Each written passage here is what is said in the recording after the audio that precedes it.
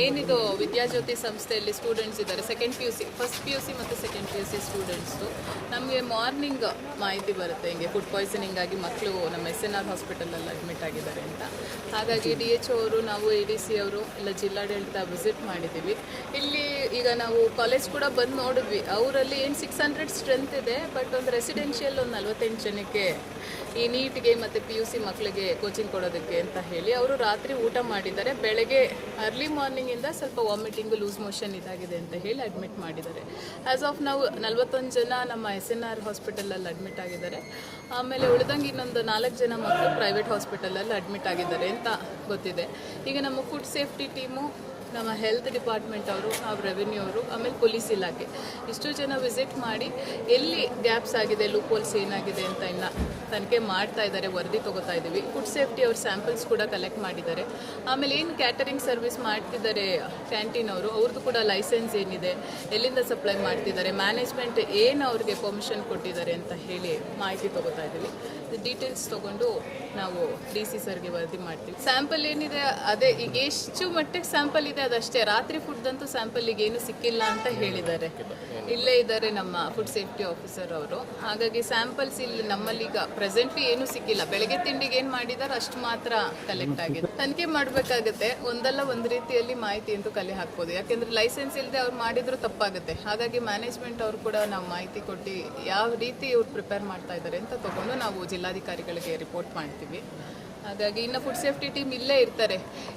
ಏನೇ ಸ್ಯಾಂಪಲ್ ನಾವು ಪ್ರೆಸೆಂಟ್ಲಿ ಏನು ಅವೈಲಬಲ್ ಇದೆ, ವಾಟರಿಂದ ಹಿಡಿದು ಲೆಫ್ಟ್ ಔಟ್ ಫುಡ್ ಅಷ್ಟನ್ನು ಕಲೆಕ್ಟ್ ಮಾಡಿದ್ದಾರೆ. ಅದು ಬಿಟ್ಟರೆ ಈಗ ಪ್ರೆಸೆಂಟ್ಲಿ ಇನ್ನೇನು ಸಿಕ್ಕಿಲ್ಲ. ಹೊರಗಡೆಯಿಂದ ಪ್ರಿಪೇರ್ ಮಾಡಿ ತರ್ತಾ ಇದ್ದಾರೆ ಅಂತ ಹೇಳ್ತಾರೆ. ಕ್ಯಾಂಟೀನ್ ಅವರು ನಾವು ಇಲ್ಲೇ ಮಾಡ್ತೀವಿ ಅಂತ ಹೇಳ್ತಾ ಇದ್ದಾರೆ. ಇಲ್ಲಿ ಬೆಳಿಗ್ಗೆ ಒಂದು 8:45 ಆ ಮಧ್ಯೆ ಒಂದು ಇಲ್ಲಿ ಸ್ಥಳೀಯ ಒಂದು ಖಾಸಗಿ PU ಕಾಲೇಜಿನಿಂದ ಮಕ್ಕಳು ನೈಟ್ ಏನೋ ದೋಸೆ ಮತ್ತು ಚಟ್ನಿ ಏನೋ ಸೇವನೆ ಮಾಡಿದ್ದಾರೆ.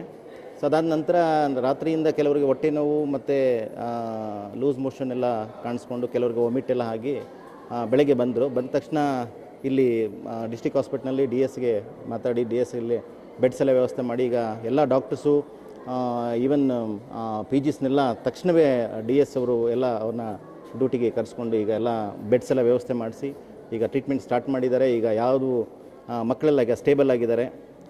ಕೆಲವರಿಗೆ ಮಕ್ಕಳಿಗೆ ಸ್ವಲ್ಪ ಲೂಸ್ ಮೋಷನ್ನು, ವಾಮಿಟೆಲ್ಲ ಆಗಿ ಸ್ವಲ್ಪ ಸುಸ್ತಾಗಿದ್ದವ್ರಿಗೆಲ್ಲ IV ಫ್ಲೂಯಿಡ್ ಸ್ಟಾರ್ಟ್ ಮಾಡಿ ಈಗ ಎಲ್ಲ ಮಕ್ಕಳು ಸ್ಟೇಬಲ್ ಆಗಿದ್ದಾರೆ. ಒಂದು 30ರಿಂದ 35 ಮಕ್ಕಳು ಈಗ ಆಲ್ರೆಡಿ ಈಗ ದಾಖಲಾಗಿ ಚಿಕಿತ್ಸೆ ಪಡೀತಾ ಇದ್ದಾರೆ. ಸೊ ಆಲ್ಮೋಸ್ಟ್ ಎಲ್ಲರೂ ಪ್ರಿಕಾಷನರಿಯಾಗಿ ಈಗ IV ಫ್ಲೂಯಿಡ್ಸ್ ಹಾಕ್ಕೊಂಡು ಈಗ ಟ್ರೀಟ್ಮೆಂಟ್ ಸ್ಟಾರ್ಟ್ ಮಾಡಿದ್ದಾರೆ. ಸೊ ಯಾರಿಗೂ ಗಂಭೀರವಾಗಿ ಏನೂ ಸಮಸ್ಯೆ ಇಲ್ಲ. ಸೊ ಅದು ಈಗ ಎಲ್ಲ ಮಕ್ಕಳು ಸದ್ಯಕ್ಕೆ ಸ್ಟೇಬಲ್ ಆಗಿದ್ದಾರೆ. ಡಾಕ್ಟರ್ಸ್ ಎಲ್ಲ ನೋಡ್ತಾ ಇದ್ದಾರೆ. ಈಗ ಎಲ್ಲ ಮಾನಿಟ್ರಲ್ಲಿದ್ದಾರೆ. ಈಗ ಅಬ್ಸರ್ವೇಷನಲ್ಲಿ ಅವ್ರನ್ನೆಲ್ಲ ಅಡ್ಮಿಟ್ ಮಾಡ್ಕೊಂಡಿದ್ದಾರೆ. ಇಲ್ಲೇ ಸ್ಥಳೀಯವಾಗಿ ವಿದ್ಯಾಜ್ಯೋತಿ PU ಕಾಲೇಜು ಅಂತ, ಸೊ ಇಲ್ಲೇ ನಮ್ಮ ಕೋಲಾರದಲ್ಲಿ ಇರುವಂಥದ್ದು. ಸೊ ನನಗೆ ಮಾಹಿತಿ ಬಂದ ತಕ್ಷಣ DS ಕಾಲ್ ಮಾಡಿ ಈ ಥರ ಒಂದು 20-30 ಮಕ್ಕಳಿಗೆ ಸ್ವಲ್ಪ ಫುಡ್ ಪಾಯ್ಸನ್ ಆಗಿರುವಂಥ ಒಂದು ಸಸ್ಪೆಕ್ಟ್ ಇದೆ ಅಂತ ಕಾಲ್ ಮಾಡಿದ ತಕ್ಷಣ ಅವರು ತಕ್ಷಣ ಸ್ಪಂದಿಸಿ ಇಲ್ಲಿ ಎಲ್ಲ ವ್ಯವಸ್ಥೆ ಮಾಡಿ ಡಾಕ್ಟರ್ಸ್ನೆಲ್ಲ ಮೊಬಿಲೈಸ್ ಮಾಡಿ ಸೊ ಎಲ್ಲ ಟ್ರೀಟ್ಮೆಂಟ್ ಇನಿಷಿಯೇಟ್ ಮಾಡಿದ್ದಾರೆ. ಸೊ ಈಗ ಎಲ್ಲ ಮಕ್ಕಳಿಗೆ ಟ್ರೀಟ್ಮೆಂಟ್ ನಡೀತಾ ಇದೆ. ಯಾರೂ ತೊಂದರೆ ಏನಿಲ್ಲ, ಆರಾಮಾಗಿ ಸ್ಟೇಬಲ್ ಆಗಿದ್ದಾರೆ ಮಕ್ಕಳೆಲ್ಲ. ಈಗಾಗಲೇ ವರದಿಯಾಗಿರುವಂತೆ ಕೋಲಾರ ತಾಲೂಕಿನ ಒಂದು ಖಾಸಗಿ ಶಾಲೆಯಲ್ಲಿ, ಖಾಸಗಿ ಕಾಲೇಜು ವಿದ್ಯಾಜ್ಯೋತಿ ಕಾಲೇಜಿನಲ್ಲಿ ಅಲ್ಲಿ ಹಾಸ್ಟೆಲ್ ಇನ್ಮೇಟ್ಸ್ ಆಗಿರುವಂಥ ವಿದ್ಯಾರ್ಥಿಗಳಿಗೆ ಬೆಳಗಿನ ಜಾವ 4-5 ಗಂಟೆಯಲ್ಲಿ ಹೊಟ್ಟೆ ನೋವು, ವಾಂತಿ, ಭೇದಿ ಅಂತ ಸುಮಾರು 41 ಮಕ್ಕಳು ನಮ್ಮ ಆಸ್ಪತ್ರೆಗೆ ದಾಖಲಾಗಿದ್ದಾರೆ. ಮಕ್ಕಳು ಆಸ್ಪತ್ರೆಗೆ ಬಂದಾಗ ಎಲ್ಲರಿಗೂ ಹೊಟ್ಟೆ ನೋವು, ವಾಂತಿ ಮತ್ತು ಲೂಸ್ ಮೋಷನ್ಸ್ ಅಂತ ಕಂಪ್ಲೇಂಟ್ ಮಾಡೋದು. ಸೊ ಹಾಗಾಗಿ ಎಲ್ಲ ಮಕ್ಕಳನ್ನು ನಾವು ಆಲ್ರೆಡಿ ಅಡ್ಮಿಟ್ ಮಾಡಿಕೊಂಡು ಅವರೆಲ್ಲರಿಗೂ ಪ್ರಾಥಮಿಕ ಚಿಕಿತ್ಸೆ ನೀಡಿದ್ದೀವಿ. ಸೊ ಎಲ್ಲ ಮಕ್ಕಳು ಈಗ ರಿಕವರಿ ಆಗ್ತಿದ್ದಾರೆ. ಇದು ಮೋಸ್ಟ್ಲಿ ನೈಟ್ ಅವರು ಸೇವಿಸಿರೋ ಆಹಾರದ ಪರಿಣಾಮ ಇರಬಹುದು. ನೈಟು ವಿಚಾರಿಸಲಾಗಿ ನೈಟ್ ಅವರು ದೋಸೆ ಮತ್ತು ಚಟ್ನಿ ಮತ್ತು ಆಲೂಗಡ್ಡೆ ಸಾಂಬಾರು ಕೊಟ್ಟಿದ್ದೀವಿ ಅಂತ ಹೇಳಿದ್ದಾರೆ. ಮೋಸ್ಟ್ಲಿ ಅದರದ್ದು ಎಫೆಕ್ಟಾಗಿ ಫುಡ್ ಪಾಯ್ಸನ್ ಥರ ಆಗಿದೆ. ಅದರಿಂದ ಈ ಥರ ಆಗಿರೋ ಸಾಧ್ಯತೆ ಇರ್ತದೆ. ಎಲ್ಲ ಮಕ್ಕಳನ್ನು ಚೇತರಿಸ್ಕೊತಾ ಇದ್ದಾರೆ. ಇಲ್ಲ, ಯಾವ ಮಕ್ಕಳು ಏನು ಗಂಭೀರವಾಗೇನಿಲ್ಲ, ಎಲ್ಲರಿಗೂ ಚಿಕಿತ್ಸೆ ಕೊಟ್ಟಿದ್ದೀವಿ, ರಿಕವರಿ ಆಗ್ತಿದೆ.